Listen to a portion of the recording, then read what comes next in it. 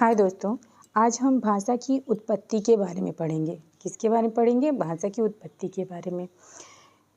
भाषा नदी की धारा की तरह चंचल होती है। भाषा रुकना नहीं जानती। सारे बंधनों को तोड़कर आगे निकल जाना प्रत्येक देश की भाषा के इतिहास में जो है ना, ऐसी बात होती है। जो जितनी भी देश की भाषाएं होती है उसमें ऐसी विशेषता देखी जाती है कि वो सारे बंधनों को तोड़कर आगे निकल जाती है। संस्कृत भाषा देश की सबसे पुरानी भाषा है। ये तो हम जानते हैं कि हमारी जो संस्कृत है वो सबसे पुरानी हमारे देश की भाषा है, जिसका व्यवहार हमारे ऋषि मुनियों, विद्वानों और कवियों ने किया है।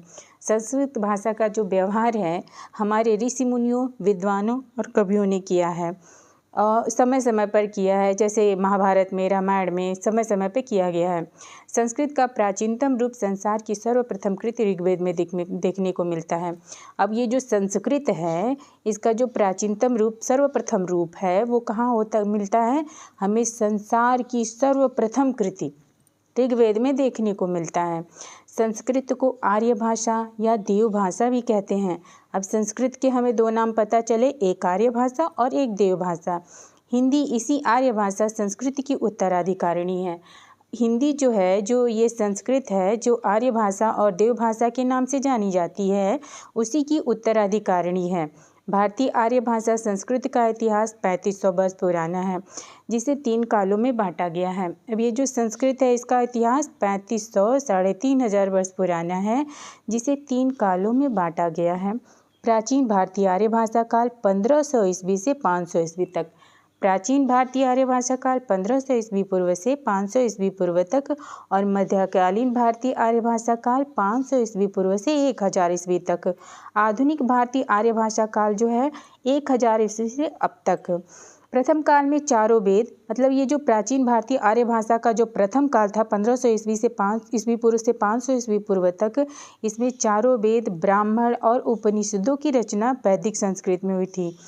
वेद, ब्राह्मण और उपनिषदों की रचना वैदिक संस्कृत में हुई थी।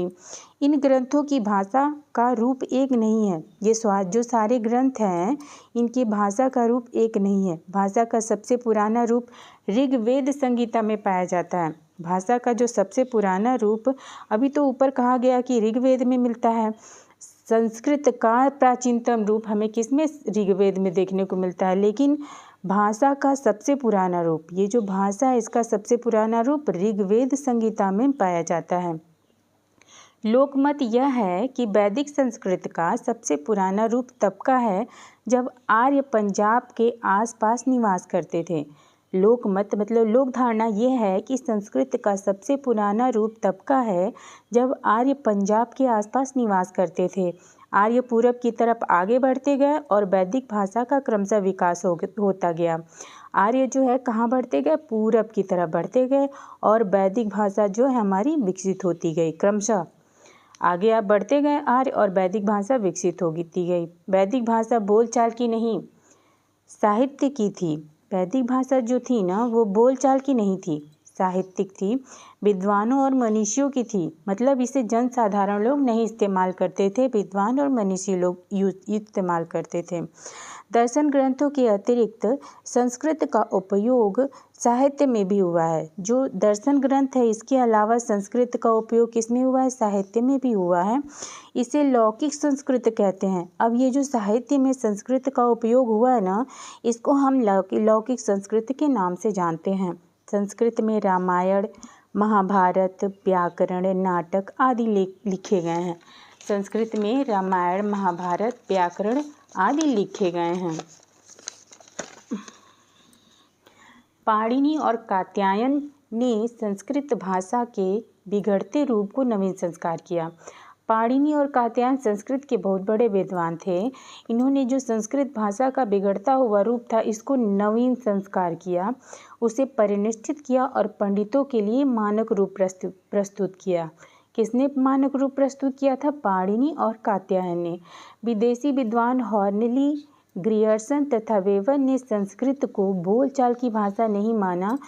जो विदेशी विद्वान थे हॉर्नेली, ग्रियर्सन और वेबर, इन्होंने संस्कृत को बोलचाल की भाषा नहीं माना। लेकिन डॉक्टर भंडारकर और गुणे ने इस मत का खंडन किया। वो कहते हैं कि संस्कृत बोलचाल की भाषा थी, लेकिन हॉर्नली, ग्रियर्सन और बेवर वो ऐसा मानते हैं कि संस्कृत बोलचाल की भाषा नहीं थी। साहित्य की भाषा बोलचाल की भाषा से भिन्न होती है, अतः संस्कृत भाषा बोलचाल की भाषा से निश्चय ही दूर थी। ऐसा तो हम सब जानते हैं कि जो बोली होती है वो भाषा, उसमें रचनाएं नहीं होती हैं। वही बोल रहा है इसमें कि बोलचाल की भाषा से भिन्न होती है साहित्य की भाषा। संस्कृत भाषा बोलचाल की भाषा से निश्चय ही दूर थी। शिष्ट भाषा बोली से अलग नहीं होती। कह रहा है जो शिष्ट भाषा होती है वो बोली से अलग नहीं होती, दोनों का आदान प्रदान होती है। क्या? शिष्ट भाषा बोली और शिष्ट भाषा दोनों का आदान प्रदान होती है, और शिष्ट भाषा बोली से अलग नहीं होती। प्रथम काल 1500 ईस्वी पूर्व से 500 ईस्वी पूर्व की प्राचीनतम भारतीय आर्य भाषा की कुछ भाषागत विशेषताएं इस प्रकार हैं। अब प्रथम काल जो 1500 ईस्वी पूर्व से 500 ईस्वी पूर्व था, इसकी कुछ भाषागत विशेषताएं थी जो निम्नलिखित हैं।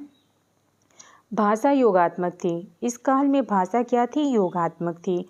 शब्दों में धातुओं का अर्थ प्रायः सुरक्षित था।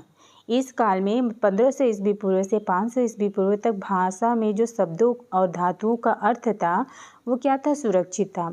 भाषा अपेक्षाकृत अधिक नियमबद्ध थी। भाषा जो थी क्या थी? नियमबद्ध थी। भाषा संगीतात्मक थी। भाषा संगीतात्मक थी। 3 लिंग और 3 वचन होते थे। भाषा में 3 लिंग और 3 वचन थे। पदों का स्थान निश्चित नहीं था। इस 1500 ईस्वी पूर्व से 500 ईस्वी पूर्व तक की भाषा में पदों का स्थान निश्चित नहीं था।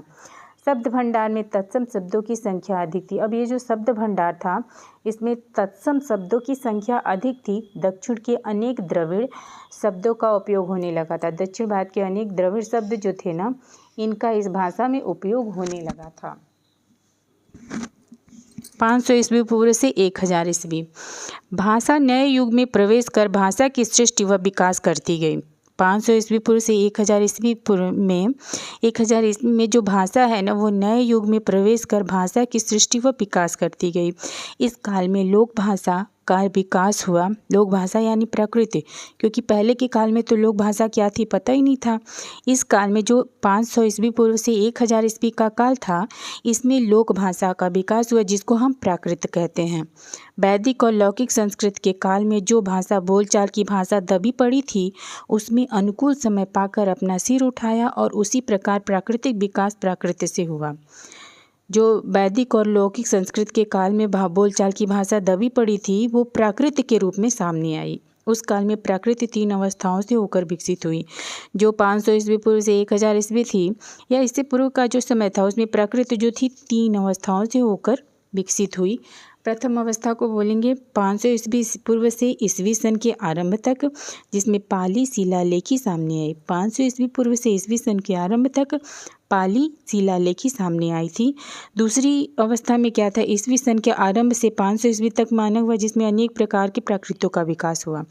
प्रथम अवस्था कह रहा है कि 500 ईस्वी से ईस्वी सन के आरंभ तक पाली शिलालेखी सामने आई, और दूसरी अवस्था जिसमें ईस्वी सन के आरंभ से 500 ईस्वी तक अनेक प्रकार की प्राकृतों का विकास हुआ। तीसरी अवस्था 500 ईस्वी से 1000 तक अपभ्रंशों का विकास हुआ।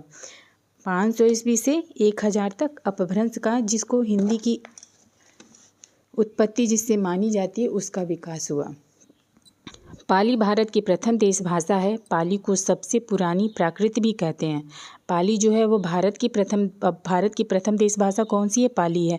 इसी में जो वो महात्मा बुद्ध थे, उनके अनुयायी और महात्मा बुद्ध ने इसी पाली भाषा में अपने उपदेश दिए थे। सिंघल या श्रीलंका के लोग पाली को मागधी या मगध मागधी बोलते थे, क्योंकि इसकी जो सृष्टि हुई थी वो मगध में हुई थी। सिंघल, जिस श्रीलंका का पुराना नाम है सिंघल, जिसको लोग पाली और मागधी, जिसमें श्रीलंका में लोग पाली को मागधी के नाम से कहते थे, और मागधी इसलिए बोलते थे क्योंकि इसकी सृष्टि जो थी वो मगध में हुई थी। पाली में तत्कालीन अनेक बोलियों के तत्व विद्यमान थे। जो पाली भाषा थी उसमें तत्कालीन अनेक बोलियों के तत्व विद्यमान थे। इसके तद्भव शब्दों का प्रयोग अधिक हुआ है। पाली में तद्भव, ये जो तद्भव शब्द है, इनका प्रयोग अधिक हुआ है। हेमचंद प्राकृत को संस्कृत से निकली भाषा मानते हैं। हेमचंद्र जो हैं वो प्राकृत को संस्कृत से निकली भाषा मानते हैं। सामान्य मत है कि यह असंस्कृत भाषा बोलचाल की थी और पंडितों में प्रचलित नहीं थी, सहज ही बोली और समझी जाती थी, स्वभावतः प्राकृत कहलाई। जो भाषा पंडितों में प्रचलित नहीं थी, सहज ही बोली और समझी जाती थी, वो क्या कहलाई? वो प्राकृत कहलाई। भाषा विज्ञान ने प्राकृत के 5 प्रमुख भेद स्वीकार किए हैं: सौरसैनी, पैसाची, महाराष्ट्री, अर्धमागधी और मागधी। आगे की जो है बातें हैं उसको हम अगले वीडियो में देखेंगे। दोस्तों, अगर आपको मेरी वीडियो अच्छी लगती है तो प्लीज़ लाइक, शेयर और सब्सक्राइब करिएगा। Thank you.